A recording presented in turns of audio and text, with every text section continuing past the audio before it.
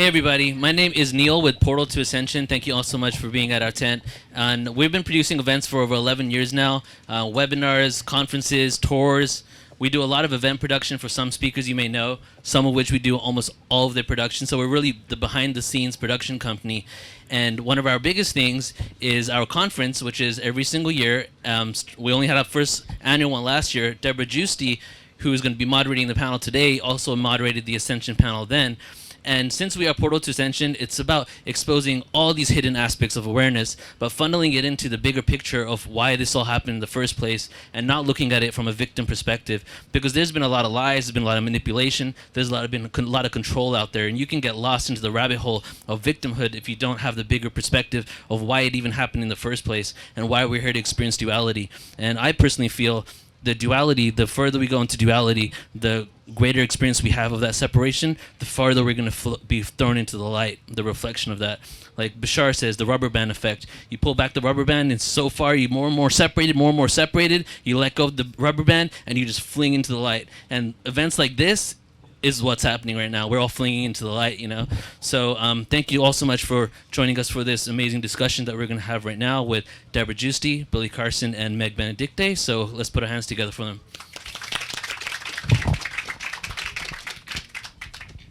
Welcome, everyone. I'm Debra Giusti, and I'm extremely passionate about this subject.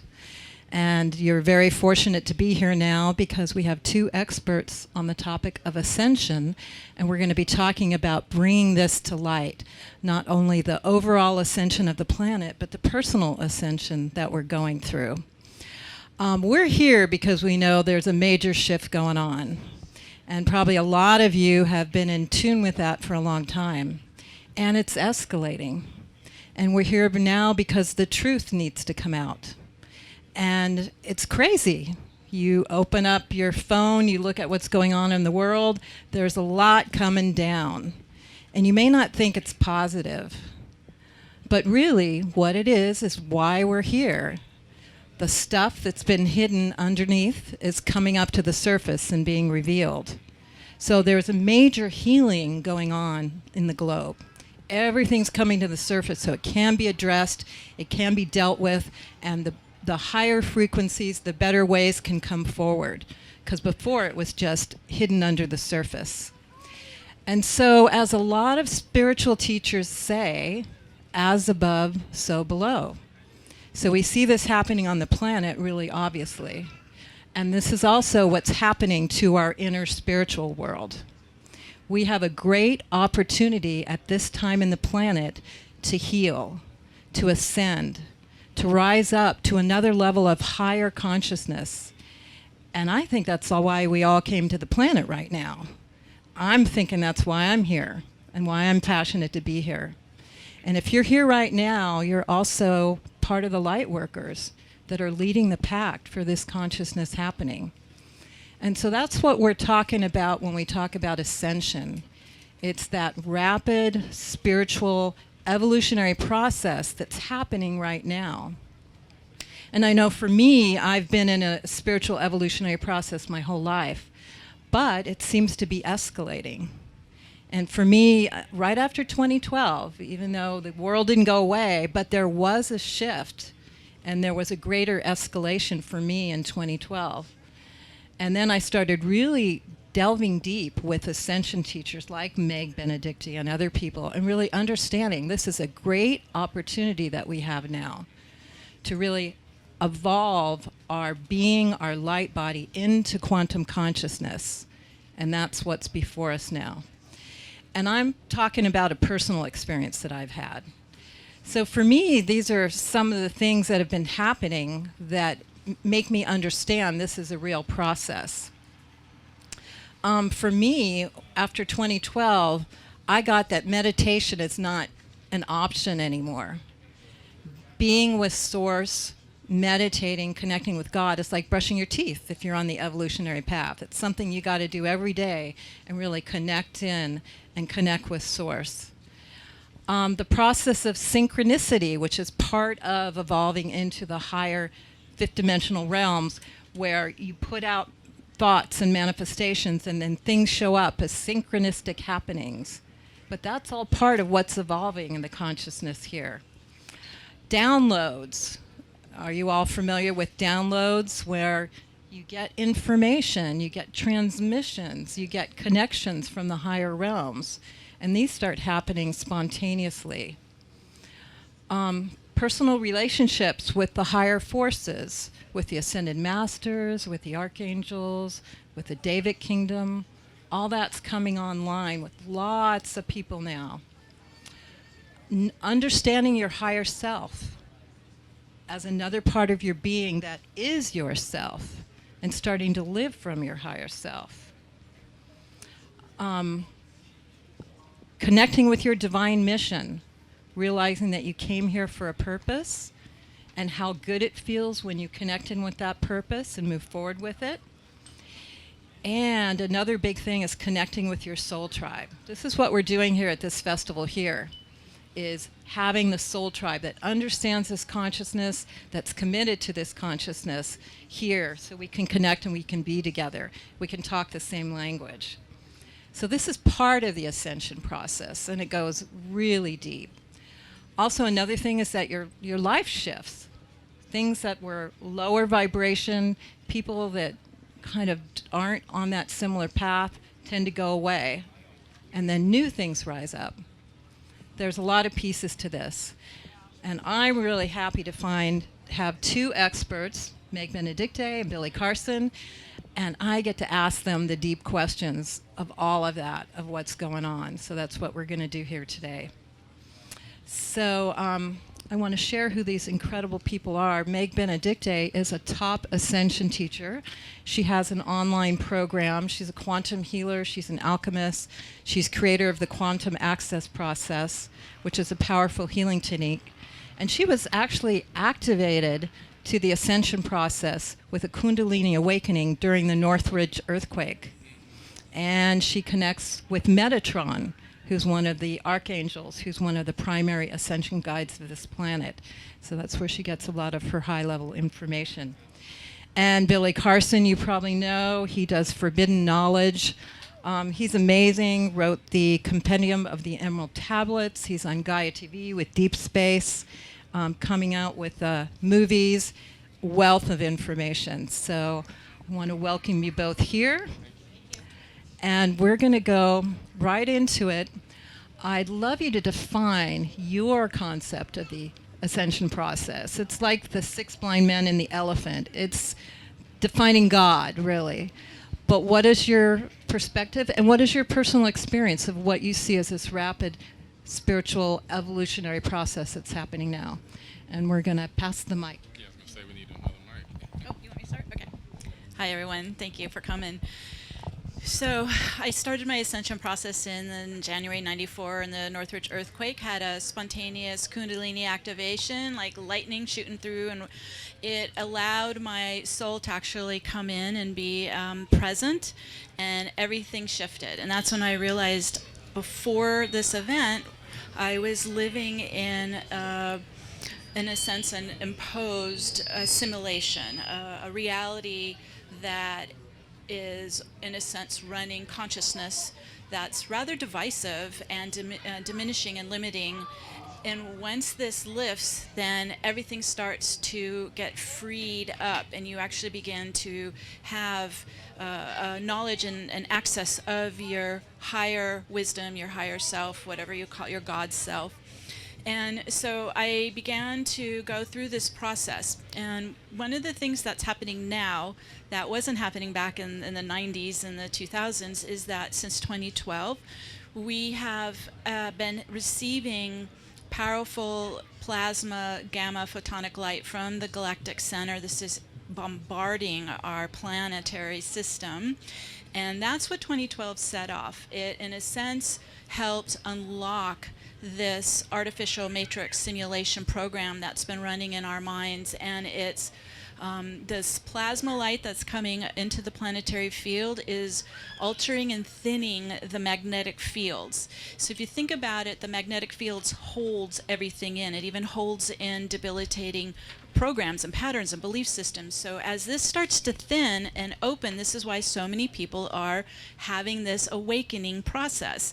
They're beginning to rise beyond that very dense magnetic limitation. I think of it as, in a sense, we were in a prison of our own mind, and that is opening and expanding and freeing.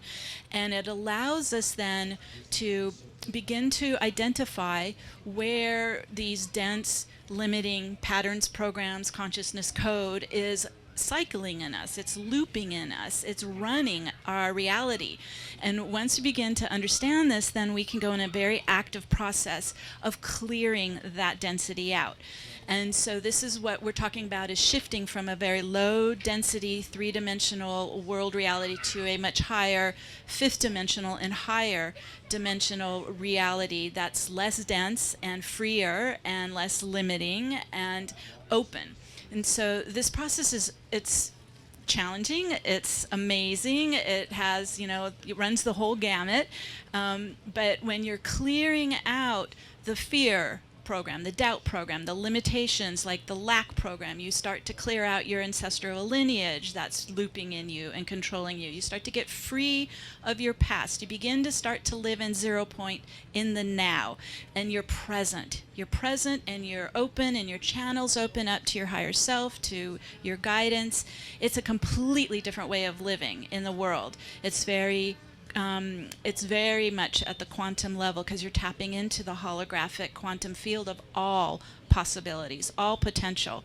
This is I feel very empowering, because no longer now am I stuck in some very hard locked destiny. I every moment am creating my destiny. I'm creating my reality. And so that's what I see is happening for all of us. And how do we work with that is up to us. We're all in free will. How do we dive into this whole process and work our trauma out and clear out the limitations and really create this sacred vessel as a home for the soul to come in and be embodied? Or do we ignore it all and still stay in the matrix simulation? So this is the kind of the choice everyone's being given right now on the planet.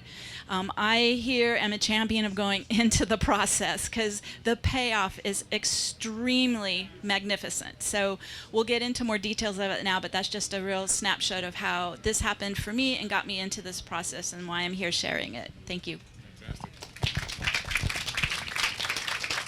Said a lot of very valid points. As a matter of fact, I can really link a lot of real science to what she was just talking about. That's a whole nother show. But what I'm trying to say is a lot of valid points. Sometimes when you hear people speaking like these two, if you're an outsider, you'll say, oh, this sounds like mysticism or gypsy talk.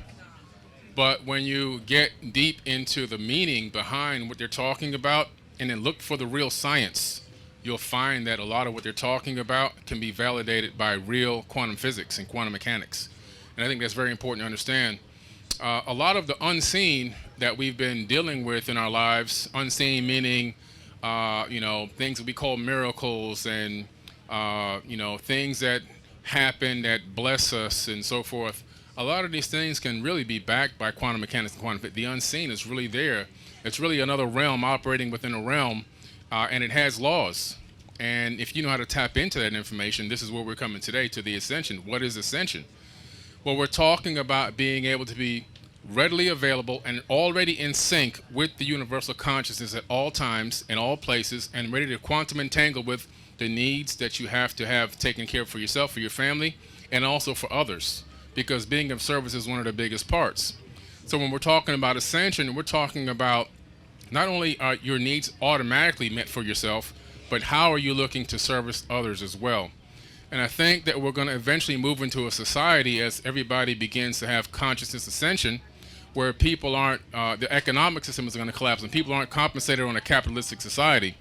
You will be basically compensated by, or your ranking will be what it is, because money will be gone at that point. But your ranking will be how good you are at what you do and how much do you help others. That's the kind of system that we're looking forward to putting in place, and as we usher mankind back into the golden age. We're all the pioneers here. We're the pioneers. We're planting seeds for trees that'll grow that we'll never sit in the shade of. And, but the work is worthwhile. And we're in the very, very beginning stages of this amazing work on this planet. If you look at where we came from just technologically in the last 100 years, we literally went from a horse, buggy, and carriage to now we can send remote control cars to other planets. Okay? I mean, think about it, and send the images and sounds and everything and back and analyze it. That's amazing.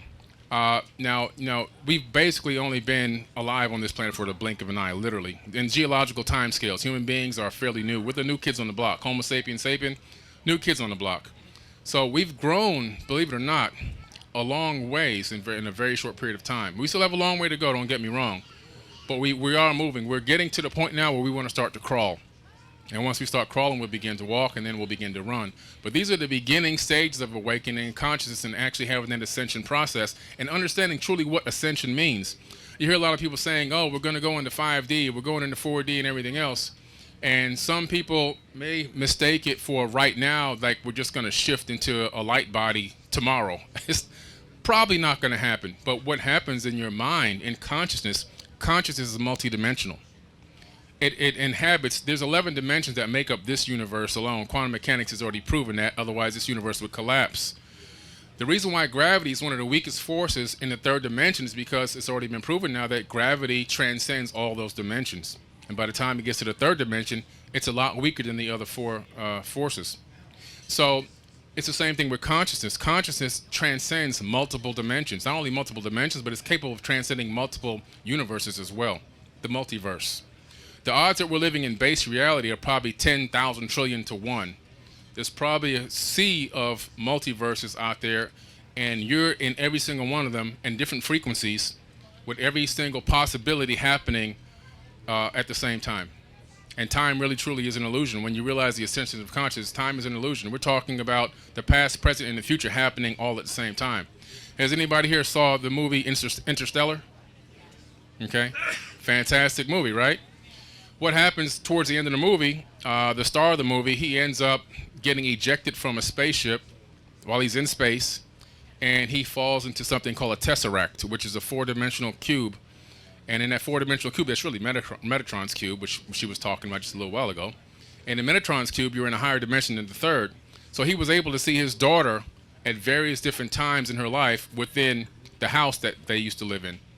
And how is that possible?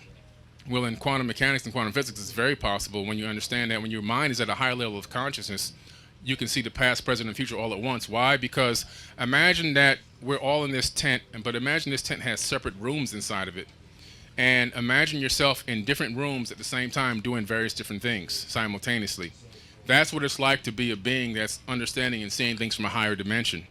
So in consciousness ascension, we're literally talking about taking yourself to other dimensions and being able to realize, analyze, and feel what's going on around you, not only in this space-time, but also in other space-times. This is how remote viewing works. I was trained by Major Ed Dames in remote viewing. In remote viewing, mind outside of space, outside of time, we can send our minds into the future. We can send our minds into the past. We can send our minds into the current to collect information and collect data or intel. Okay, if you don't know about Project Stargate, look it up. It's a real project. There's been a couple of movies made about the man. But in that process of training with Major Ed Dames, I learned how powerful the mind truly is and how capable we truly are. And this is why a lot of beings have a heavy interest in us on this planet, because of our capabilities, the capabilities that we house inside of our bodies is just so tremendous. And a lot of them are waiting for our true ascension to come, which is what we're going to be talking about today. Thank you. Beautiful. So great. So that's kind of a basis of the ascension process. And we're going to go deeper now, and we're going to widen the lens. And I'd like to understand more of the bigger picture of ascension, the global picture of ascension. I've heard that there's ascension astrology coming up in 2020, and this is what we're in preparation for right now. and just why we're here today, that disclosure is really happening. So the galactics, how the consciousness of becoming aware and connecting with the higher galactics are part of our ascension process. Maybe that we're finally graduating into another level of human reality and family to be able to participate in the galactic family. Also connecting with the guides on the other dimensional levels, the ascended masters who are here now to help with this ascension process. I hear that they're here to guide us, but it's really us that take us up, but they're right there backing us up and supporting us. So I'd like to understand the bigger picture of the ascension process as it relates to global and multidimensional and galactic realities. So. Thank you. Okay, so from my experience going through this process, it is, in a sense, like a decomposition of all that no longer serves us. And this goes all the way down to the genetic code. And based on the last 26,000 years, we've been living in reptilian-human hybrid genetic code. And this is losing its hold. This is decaying. This is it's fraying. It's breaking down. We're shedding this, and you may even feel it physically as you're decomposing and shedding this code. What's going to replace it then is your own galactic soul code. And so this is dormant DNA that's waiting to be activated and turned on and fully functional. And so there's, in a sense, this kind of death and rebirth process that's involved in ascension. And it doesn't always feel so great, but you're understanding from the bigger picture that you're literally transforming and transfiguring your vessel so that the soul can come in and be embodied.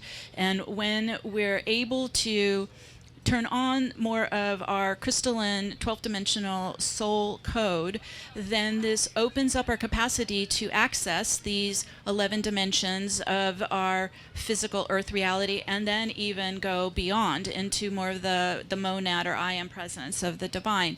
So this is where they call it the veils. The veils start to dissolve, the veils start to erase, the veils start to release, especially out of the third eye and pineal antenna to your higher self. And so you start to link up. Code activates, decomposing, releasing, you're detoxing, boom, boom, boom. You start activating this crystalline soul code, and your capacity grows. You have more abilities to actually pick up and see the unseen world. This is where you begin to see your guides. You begin to see whoever is, I call it your support team, whoever is in your support team. So that could be angelic beings. It could be spirit guides from past lives. It could be an ascended masters. This is where Archangel Metatron stepped forward. I had a visitation from him about 20 years ago, and it was like, okay, we're going to work together. We got stuff to do here. And I didn't even understand any of it because my human mind, my human consciousness doesn't understand this. So just realize that it's letting more of your higher mind come in. So as Debra mentioned, the downloads, let the transmissions come in from your higher mind, your higher self. This is knowledge coming. You're drawing it from all of your past lives, future lives, parallel lives, what do you want to call it, but you're pulling in all of the aspects of your totality, and you're able to access ancient knowledge, memory, past life trauma to clear, karma, you can clear karma. You begin to transcend the time barriers of this three-dimensional earth plane and have access to all that is. So that's the goal. So not only is our mind opening and accessing higher knowledge, spirit guides, archangels, however that is, but then your body starts to access these higher dimensions as well. And so you begin to actually start to use both left, right brain simultaneously. You're in the physical particle field, left brain. You're in the vast multidimensional psychic world, right brain. You begin to work with them both. So you're here present, and you're in the universe present. So it's a little disorienting at first. You have to kind of get used to it. You need to ground, and as Debra said, you need to meditate, because you're literally pulling your focus away from the external world, which is the matrix, and you're pulling in. Keep focusing in. That's why meditation's so good, because you're needing to redirect your focus into what's happening inside you, clearing your vessel and bringing the soul in. This is the whole embodiment process of converting into a crystalline light being. So anytime you find you're really obsessing out there in the material world, stop and focus back in. Just do a quick little shift. You're retraining yourself to be in presence, and that's when everything starts to shift. Because I remember when I was younger in this process, I kept struggling. I couldn't make money. I couldn't manifest. I kept asking the guys, what am I doing wrong? I can't manifest. And they're like, you magnetize in what you carry inside you, and you're empty inside. You need to start getting in there, being present, being fully lit up, and then everything started to magnetize in. I was pulling in what was matching my soul presence, supporting my soul destiny and my purpose. So there's processes that really help that you can introduce into your daily routine. Doesn't have to be a lot of time, but it is important. Get grounded, be inner focused, keep pulling in your light, and build that magnetism. Okay, thank you. One of the things I hear a lot, talking about these topics is 2012. It comes up a lot. And I always said, if you go back on my Instagram account or my Facebook account or my blog, it was actually back then it was a forum. I think the forum is still live. I never deleted it. I was telling everybody that 2012 is not the end of the world. It's the beginning of a level of consciousness, and Ascension starts literally around that time. And, obviously the media took it and made money with all the destruction stuff. But the reason why it was the beginning of the ascension of consciousness, there was a real reason for that. At that time, believe it or not, our solar system was basically entering into the galactic equator. So you have a galaxy that's spinning. It's a giant accretion disk. And the distance from the top of the galaxy to the bottom of the galaxy is literally trillions of miles. Okay, it's very thick. Even though it looks thin, and when you look at it on a screen, it's a very thick disk. Well, our solar system kind of undulates up and down this galactic plane, so to speak, as it orbits the galactic center, which is a giant supermassive black hole. Well, at the center of the supermassive black hole, you have what they call supercharged particles, which are streaming out at a very, very high rate. And those super high charged particles, they miss you when you're down below the galactic equator. Only a few get through, or when you're above it. But when 2012 hit, this particular time, we were actually directly at the galactic equator, which happens every so many, 40 or 50,000 years, some ridiculously high number.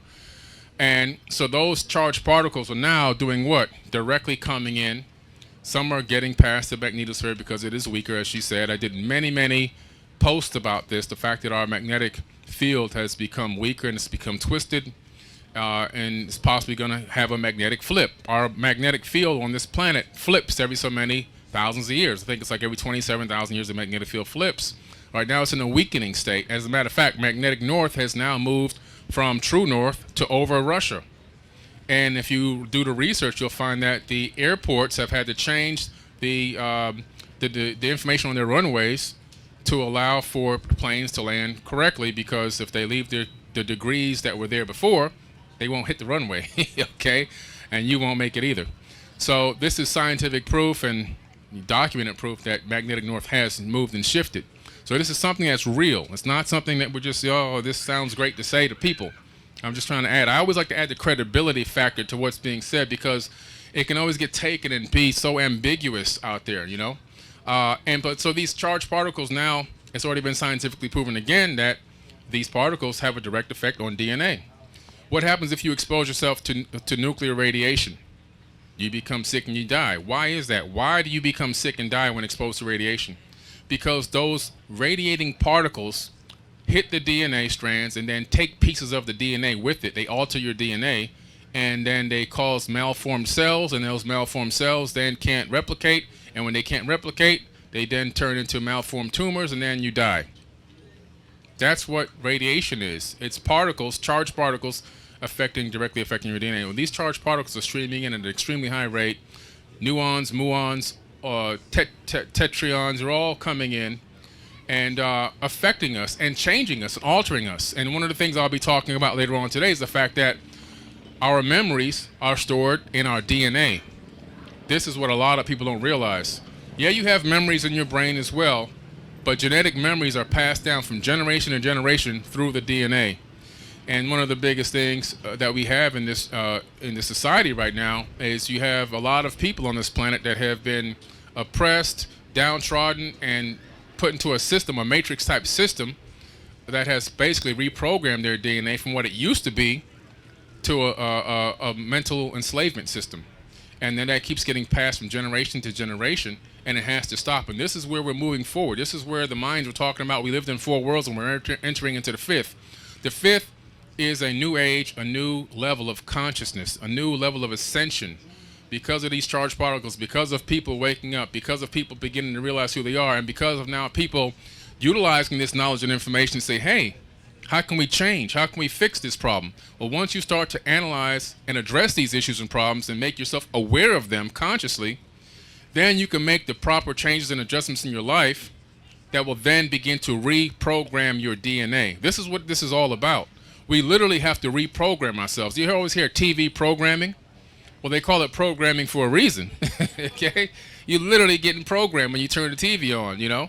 I mean, there's no way around it. That's why they call it programming. They told you what it was straight up front. You know? So we have to now say, you know, one of the things I think that have made me so popular, I would say, is the fact that I've taken what the elites have used against human beings, and I've twisted it and used it for consciousness. Because I said, if it works this way, with this negative information, why can't I just use it to change people's minds in a different way? So a lot of the tactics and techniques and the way that I word a lot of the things I say, and the reason why I say certain things in certain ways, is because I'm using neuroscience and I'm reprogramming people from all different races, all different genres, all at different times, and giving them the ability to self-inject and go, wait a minute, I need to take a look at this. I need to take a look at myself. I need to check this out. And so we're triggering the process of reprogramming now, which is going to help with the ascension process and help take us to the next level, because it's been, again, scientifically proven, peer-reviewed science, we can reprogram our DNA. There's nothing saying that nowhere does it say that we have to be stuck like this. We have to maintain this, stay in this mental prison and this enslavement and everything else. We have the capability, but we have to want to understand it. We have to analyze it. We have to realize it. And then we have to begin the process. And what's the process? Affirmations. Okay? Positive affirmations, thinking positively. Changing the way you think about the world, changing the way you think about people. If you're driving through traffic and somebody cuts you off, don't get mad and flip them off and start cursing and carrying on in your car. Try this next time. Bless them. Bless them. Just say, hey, I bless this person. Maybe they're having a situation today. Maybe they're having a problem. Maybe they really need to get to where they're going. They didn't realize I was there. Whatever the case may be. Start using those type of positive things in your life, and then watch your own self start to change internally. And once we change ourselves internally, and then we have offspring, now they're going to become reprogrammed slightly. And then you got to teach them, and then they become, until all of a sudden we head back to the crystalline sentient beings that we're supposed to be, and not these meat sacks walking around trying to hate and kill each other. So that's the next level that we have to get to. Great, thank you. Just one more comment too, because Debra had asked about what's happening this year, that we're in a sense getting prepared for the Ascension activations that are coming next year. They start in January, and this is the Saturn-Pluto conjunction in Capricorn. I'm not an astrologer, but all the astrologers are shining big red spotlights on this. This is also lining up with the United States natal chart. And Capricorn represents basically the government and the institutions and the establishment. And these two planets are going to whack-a-doodle that. So we are getting ready for that. We're so to expect change, however this change is going to develop in a way, because we're conscious beings, we can actually influence the change, so it's positive, not destructive. And then think of it like as something is finishing, collapsing, creates a void, we step into the void and we create a much more harmonious world. So this is starting off This year, if you've noticed, the gamma, plasma, galactic waves are coming faster and more often, and this is, in a sense, the quickening this year to get us all prepared for what's coming next year, so we can actually act like stabilizers on the planet. We can stabilize this polarized energy that's really kind of creating a chaos field on our planet.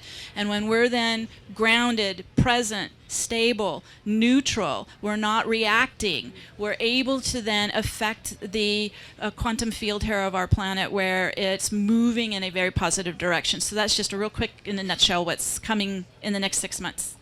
All right, thank you. Great, thank you. Thank you for all of that. And you both are such incredible representations of the sacred feminine and the sacred masculine, where Meg is birthing the creative inspiration of what's happening, and Billy's landing it. No, this is real. I can prove it. So it's really beautiful working together like that. And what we're talking about is a real embodied process. So this is a little bit different maybe from what we've learned from Christian or other traditions where you ascend and you leave the planet. We're talking about now activating to the higher dimensions. And so I'd like to take the lens down and really focus on what does this mean to us? What's this alchemical process that we're going to go through? A little bit had been talked about with the DNA, but I want to go even deeper into that because that's what I'm really excited to know about. And what does activating your light body really mean? What kinds of things are going to happen when you go through that process? I know for me, my intuition has grown. It's not an unusual, unknown sense. It's something I start to use all the time and something we should use all the time. And I'm believing that's part of this ascension process that's happening now, is opening into intuition and accessing our higher selves and living from another part of our being instead of the mind and just thinking this 3D body, but actually accessing other dimensional levels. And what is this fifth dimensional level? Can you describe what this means and what this is about?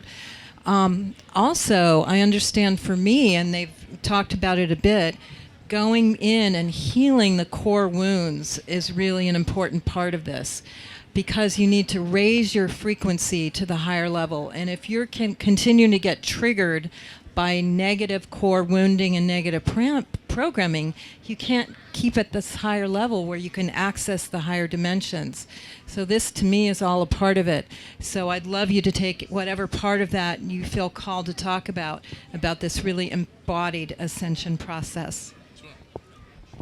Well, you know, if you look at a lot of the ancient scriptures from around the world, ancient text, there's usually a God figure that always, he says he's going to return. In the Christianity, you have the Yeshua figure, who a lot of people, in the conscious community and even other communities as well, tend to think that he never really existed. But I personally do believe that he existed just based off of my research. I know that a lot of the information in a lot of the religious texts is an archetype of celestial alignments, and that is 100% factual. That's true. But the person himself, if you read the Gospel of the Holy 12, he literally did exist. It talks about where he disappeared from the age of 12 to 32 when he went to Egypt, and I went to the house that he lived in Coptic Cairo. And they made it into a shrine now. Him and his mom lived there. He went to go study the Egyptian mysteries. Then he left there and he went to Tibet to learn the mystic arts, and he went to India to learn Reiki healing, and all the way back teaching reincarnation, because that's truly what the scriptures were supposed to be about, all about reincarnating, not the fact that you had to leave this place. One of the biggest lies or myths that have been pushed and taught in the religious arena is that you have to die in order to live. This is not true. I mean, again, this is my own opinion based off of my many years of research, but after reading over 1,000 scriptures, tablets, cylinder scrolls, and Vedas, I have to tell you this: I believe that we're supposed to create heaven on earth. That is our mission. So that's our mission. So when I hear, as soon as I hear somebody talking that fear-mongering stuff and, hell and everything else, and I start pointing out, well, hell was added to the scriptures at this time. The rapture was added to the scriptures at this time, 1835 by William James. I have all the stats. I mean, I know more about most of these religions than the people that are in them. You have to begin to realize that the people that are in the religions that are trying to teach and push the information have not researched the religion themselves. And this is one of the biggest problems that we have. And even in this movement, conscious movement, if you hear us talking about things up here, go back and research some of those things for yourself. Don't just take our word purely for it. I was talking to a gentleman, and he was trying to convert me into Christianity because he was saying that the way that I'm teaching is I'm going to be cast into a lake of hellfire, and I'm never going to ascend, and I'm not going to go to heaven. And I said, okay, let me just listen to what you have to say. I listened to what he had to say, and I said, okay, let me ask you a few questions now. What's the original text that that the biblical scriptures is written in? He couldn't answer that question. I said, okay, give me a summary of the book of Deuteronomy. I never read the book of Deuteronomy. You never read the book of Deuteronomy? Okay. The more I asked him, I said, well, what year were the biblical texts written? What years? Give me the years between and when. He couldn't give me that answer. I said between 100 AD, 180 to 900 AD. The people who wrote the Bible, who were they? He didn't know that answer. The Phoenicians wrote the Bible. Those people were alive long after everybody else was already dead. Did anybody in the Bible write the Bible? Oh, yeah, they wrote the Bible. No, they didn't. Nobody talked about in the Bible wrote any of the scriptures that are in the Bible. These are all little things, and you're basing your eternity on this information. So I said to him, I asked him, this is what you're basing your, this is eternity. It's blind faith. Don't worry about it. It'll work out. No. I think it's a little bit more important than that, and I think this is what we're doing here today. We have to continue to educate people on spirituality and a knowledge of ascension versus something that's going to push you into mental enslavement. The system was set up to mentally enslave. A lot of the stories that are in there have all been taken from more ancient texts. You're going back into, the Old Testament is coming from the Sumerian tablets. You're talking about the Epic of Gilgamesh, the true story of Noah. You're talking about a lot of the Proverbs are coming from the Egyptian Book of the Dead, which is really called the Egyptian Book of Going Forth by Day. The Tibetan Book of the Dead is in there. And I could just keep going on. The New Testament, all the talkings of Jesus is coming from the Emerald Tablets. But that's written 36,000 years ago. But what he's saying is obviously written within the last 900 years. So what I'm saying to you is this. We have to break out of this mode of trying to think that we've got to kick our feet up, watch the world burn, and we're going to be raptured into some magical heaven, because I guarantee a lot of people are going to be very upset when their energy is recycled back into another avatar to start all over again. So, you might come back as a rock if you keep doing it too many times. So, we've got to understand, guys, we got to create, our mission is literally to create heaven on earth. How did this happen? Why is this? Well, this whole thing is a big experiment. But who's running the experiment? That's still a very big question mark. I'll tell you this. Like she said earlier, as above, so below. So what we're talking about here is when you look at as above, so below, we're talking about collecting information at the highest level. If you look at, for example, the explosion of a star, it resembles, cell separation. If you look at a nebula, it resembles the iris of an eye. I can keep going on and on. Well, when you look at the big picture, the big scheme of things, you start to realize that the brain is encased in complete darkness. It doesn't know anything. It can't see, hear, smell, touch, or feel anything. But it has friends. So the brain says to its friends, go out there and collect some information for me so I can figure out what's going on. So its friends, sight, hearing, seeing, smelling, touch, everything, all the senses, they go out. They go, okay, we'll collect this information, but they themselves don't know what they're collecting. They collect data, real data, but they can't analyze it and break it down. They bring it back to the brain that's encased in darkness. Then the brain takes all that data and sorts it all out and projects a hologram of what's going on out here. And then you navigate through this holographic matrix from that information, from that data. So we're here to, and what's the purpose of that? We're here to collect information. For who? Because if you look at it on the big scale, consciousness is only one consciousness that exists. We're all part of that same consciousness. As a matter of fact, you've heard me say before, I'm up here talking to you guys, but I'm really up here talking to myself. And when you're talking to somebody, you're talking to yourself. Separation is an illusion. Distance is an illusion. Locality is an illusion. This is a conversation between me and me. And so what happens is, consciousness collects this data to experience life as that particular, you as a particular entity in this realm, and it sends that data back to source so it can analyze it. Consciousness' main function or purpose is to collect information and data from every single level of existence, at least as far as I know or to understand, in the third dimension. From a blade of grass to the atoms that make up this plastic table, to myself, to you, to everything around us. It's collecting information. And what the main purpose of sentient life is, in my opinion, is to develop enough consciousness and enough information, enough knowledge and wisdom to learn something. And when you learn something, like Thoth talks about, then you'll be able to consciously reincarnate at will. In the Emerald Tablets, he talks about transferring his consciousness into other bodies and also consciously controlling when he reincarnates. And right now, he talks about the fact that human beings are in a state of rise and fall where they don't consciously incarnate at all. They blindly come back over and over again, trying to learn the lesson, trying to collect the right data, trying to collect the right information. So I think it's very important that we begin to work on collecting the right information, doing what a lot of the ancients have talked about, which is, if you look into the real esoteric messages that are there, creating heaven on earth, healing people, helping people, being of service to others. Those are the things that are going to alter us and take us to the next level and eventually turn us into the light being. Other than that, we're going to keep falling into this cycle of rise and fall. But there's nowhere written anywhere, everything I've read, that says we have to stay in this cycle. The cycle is breakable. There's nowhere written that says we have to keep doing this cycle. We have to keep doing it. It's just going to happen inevitably. No. Why don't we rise this time and stay there? That's the ultimate goal, I believe, in this fifth world. That's the ultimate goal, to rise to a golden age and maintain it and stay there. So that's what I'm trying to help humanity get to.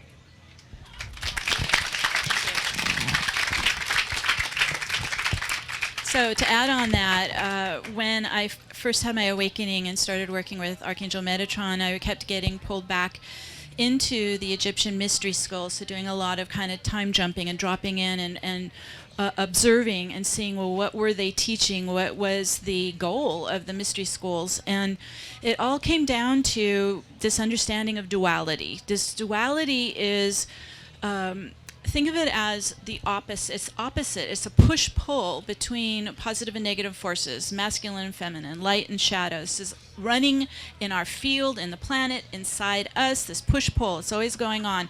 And what does it do? It separates us. It divides us. And it creates this three-dimensional holographic realm is so low in vibration. It's so dense. It's like we're all like rocks. And so spirit can't come in. Spirit can't merge with us. So we're disconnected then from our soul presence, from spirit, from source, from the infinite holographic universe. So this is why we want to master our duality. We want to minimize that push-pull within us, and this is what the mystery schools were teaching. They were teaching how to come into what's called 0 point, which is that still balance point between positive and negative. It's neutral, it's calm, it's in the now, it's out of time. And when we can learn how to master 0 point within our own fields, within our own emotional reactions, with our own thoughts, then we operate in that non-polarized state all the time, 24/7, and we're no longer separate from the rest of the universe. We're able to then connect and bring when you're out of duality, your frequency gets higher and higher, and so you're creating an environment that your own divine presence or soul presence can merge with you. I'm going to keep repeating this. It's all about embodiment, you guys.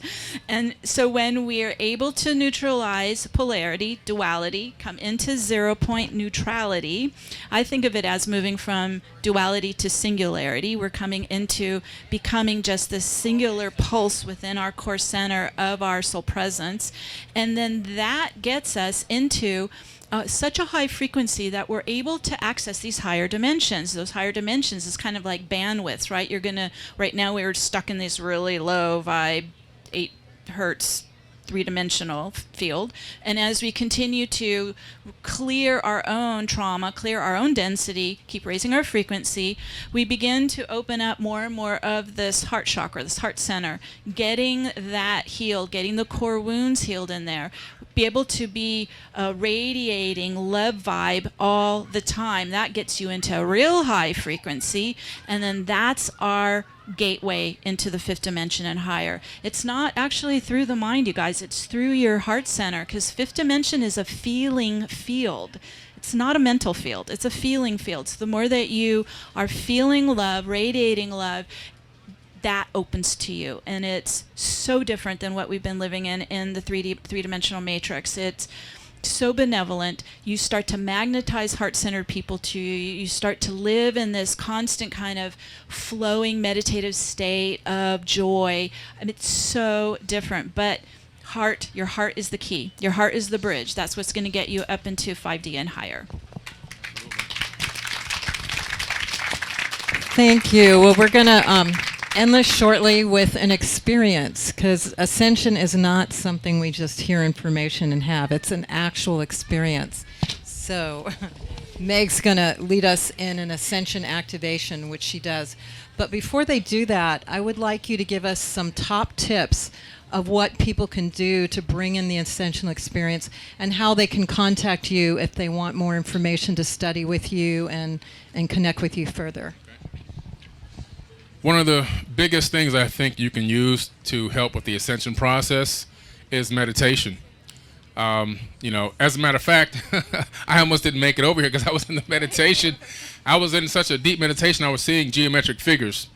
And, when you get to that level, it's a very good level because I can see geometric figures and I can see other entities in my meditation, depending on the meditation that I go into, without using psychedelics. Just the natural DMT already produced in the human brain. And, so I'm a really big person on meditation. And the reason why is because a long time ago, it's like 1978, we were at a laundromat in Miami, Florida. And very hot, extremely hot. Okay, imagine being in 100-degree heat and 100-degree humidity and inside of a wash house doing dryer laundry, Whew, painful. So I would go out back while my mom was inside, and I would just sit out there. And one day I said, you know what? I wonder if I can transport myself to a cold place. I mean, I'm a kid now. Think about this. And I said, I'm just, try it.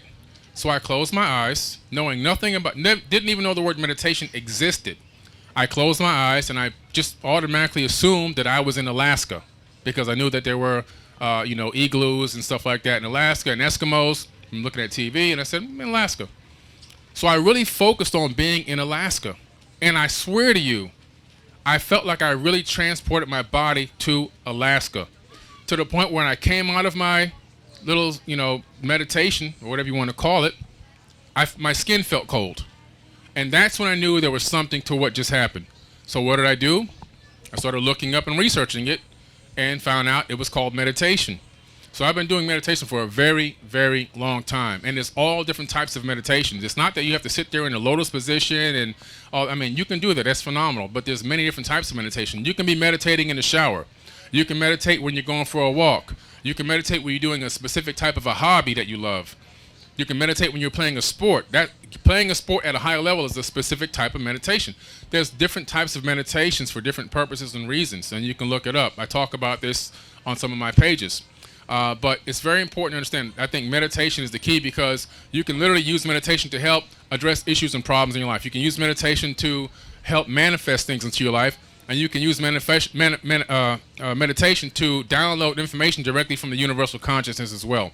So there's many purposes and uses of meditation. It's very huge. I think also eating properly.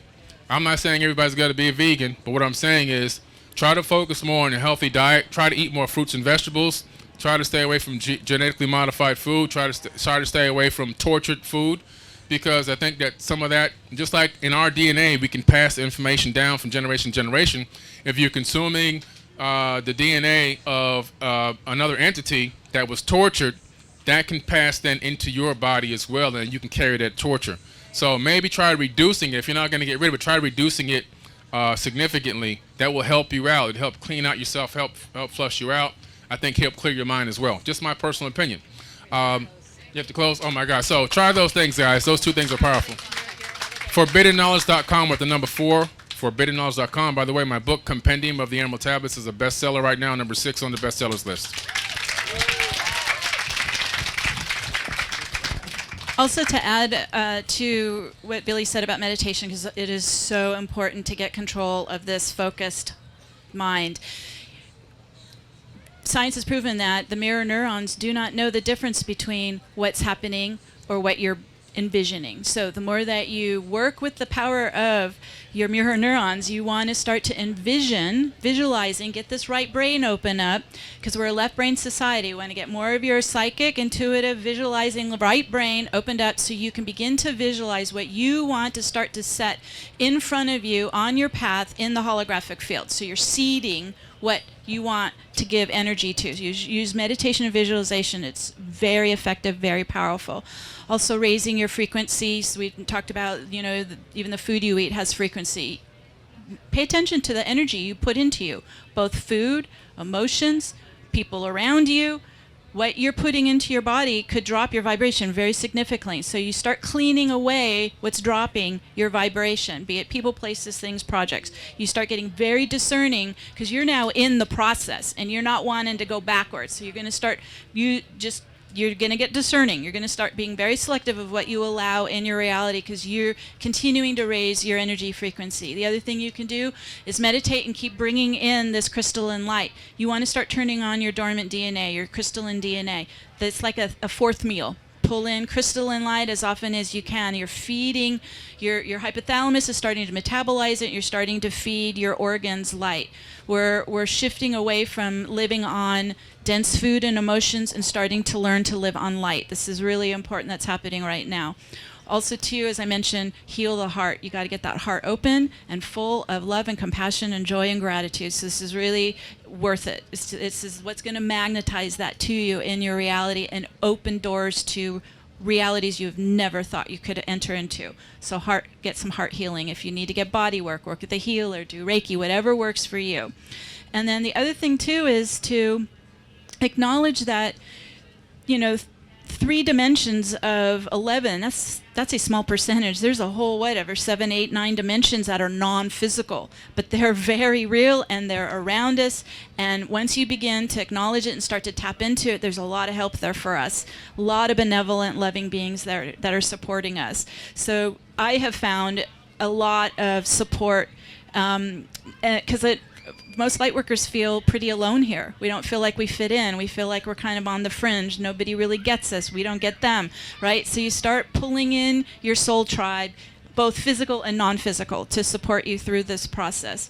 And I think, too, it's understanding that we're not here to leave this planet. We're here to transform this planet.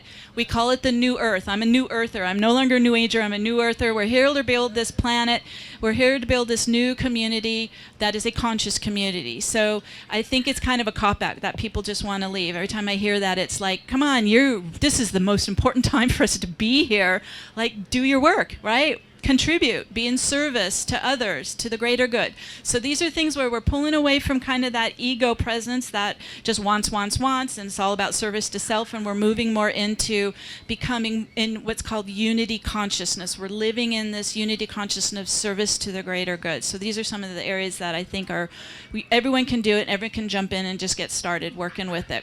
I work with a lot of light workers. I've been doing quantum healing work for 20 years, and it's to help people understand what their blueprint is, what their purpose is, get them started, help them clear whatever blockages they've come into, get the trauma out so they can actually contribute just like all of us. We want to get everybody up and running because the more light workers that are lit up and active and radiating light, this whole planetary consciousness shifts.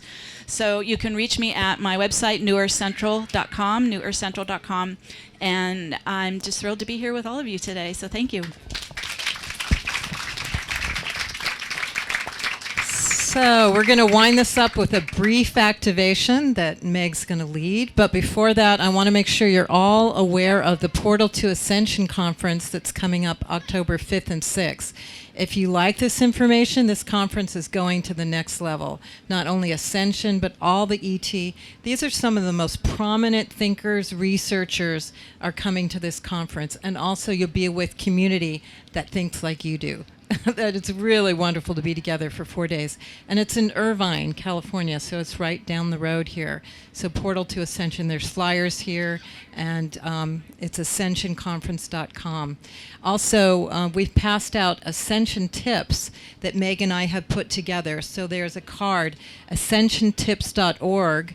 You can go online and download 20 Ascension tips. And so they're being passed around now. A lot of what we've talked about and more, so that will inform you more. So Meg, can you close with an Ascension activation? Okay, so we've been talking all this real high consciousness information. Let's just kind of come into our center. So if it helps, you can put your hand on your heart and your belly. We're just going to come into our center. And we're sentient beings. We're powerful light beings. So also use your feet chakras like magnets. So we're going to lock onto the crystalline global grid of our fifth dimensional earth. It's time to make that your home base. I ground to that every single morning. So you're starting to use your conscious intention of where you want to connect to in this holographic field. We're connecting to our crystalline fifth dimensional grid under our feet. And we're going to open up a spiral. Everything is a spiral in this universe. It's going to be an anti-clockwise spiral. And as this spirals from your feet up, it's starting to unlock the time barriers. Time is clockwise. We're going to go opposite. We're unlocking the time barriers, unlocking density, unlocking gravity, starting to open your field up, up, up, and out to the quantum level where you're able to access the higher consciousness, the higher information, the higher knowledge, your higher self. Starting to open your channel. This is your chakra channel. It goes right up the center of your body. And let's open that. We're a transmitter receiver. We're able to radiate out love, radiate out light. We're able to receive down our channel dimensional light. Bring that crystalline God light down and into you, breathing that into your heart, because we want to heal these hearts. We want to up level your frequency in the heart space. Imagine that heart is just opening and expanding and filling more and more with love, with light, with compassion, with healing light. And as you breathe that in, you take that in and allow that to fill. And then you also can use your conscious free will to activate. Just start to get in and command and activate your ascension blueprint, your ascension life plan. You're grounding onto your ascension timeline. You're starting to get yourself in position, getting ready for what's coming. And there we go. Feet chakras just lock down onto your ascension timeline. Your channel is receiving down and in the crystalline diamond light. And your heart is opening, expanding, and pulsing with love. And we set this into motion now. And so it is. And thank you, everyone.